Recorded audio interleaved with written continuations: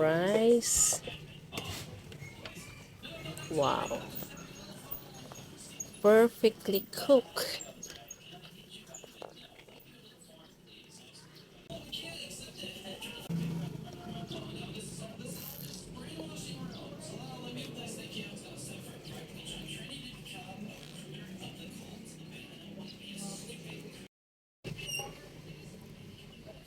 And here is my late lunch for today. It's pretty late because I woke up late.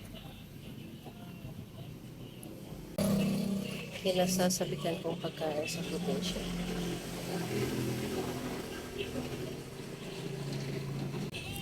Bon appetit!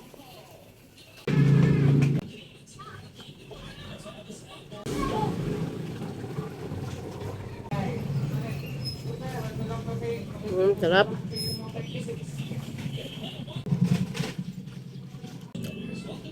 Kinapa. Or smoked fish. Mm.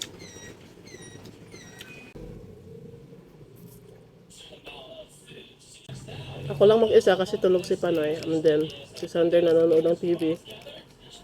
Saka hindi rin siya kumakain ito.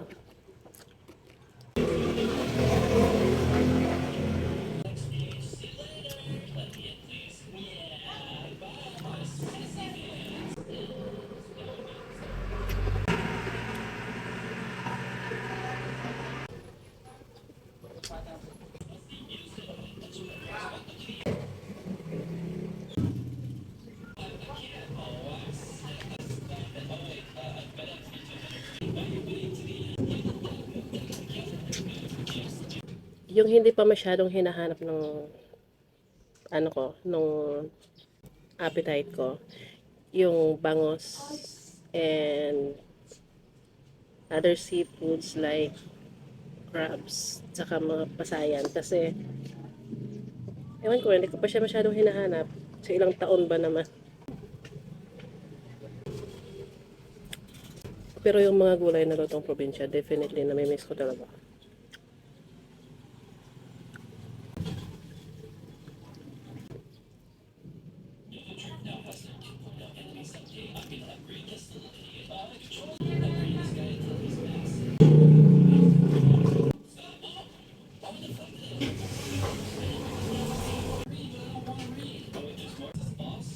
Mm. Dati pinipitas ko lang tong mga to eh. Tapos lulutuin. Ngayon, syempre, wala namang libre dito sa Manila.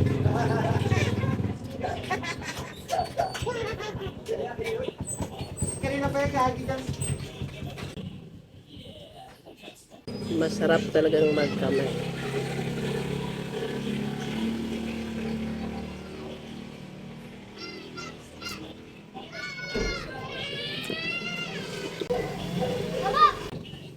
Bitin ako sa kanin ko.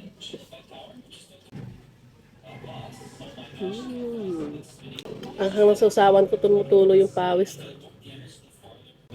Pero okay lang. Tolerable naman yung akin.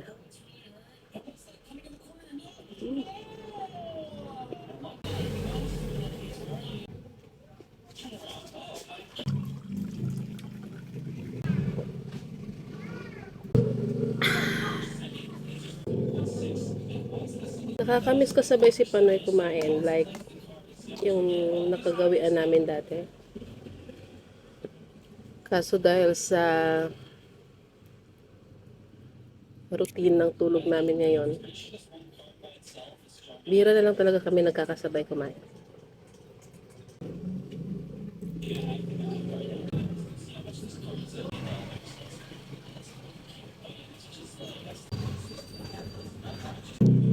Pero okay lang kasi nagagawa pa rin naman yung lutuan ako kung ano yung nire-request kong pagkain sa kanya. Pero ngayon ako nagluto nito kasi hindi ko na siya nistorbo. Tulog na kasi. Late siya natutulog, din maaga siya nagigising. Minsan ang ginagawa niya, para malutuan niya ako. Bago ko matulog sa gabi, tinatanong niya kung anong gusto kong kainin the following day.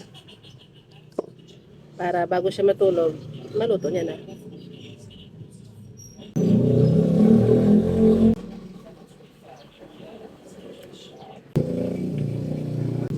Grabe, nananaba na kaming tatlo. Hmm? Bilog na ng mukha ko. Anyway,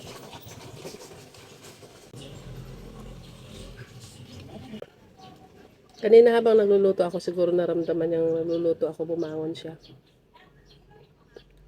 And pinabalik ko na lang siya sa tulog. Kaya ko naman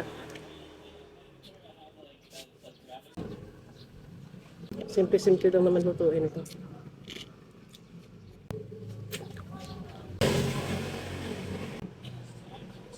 Super busog. Anyway, bye!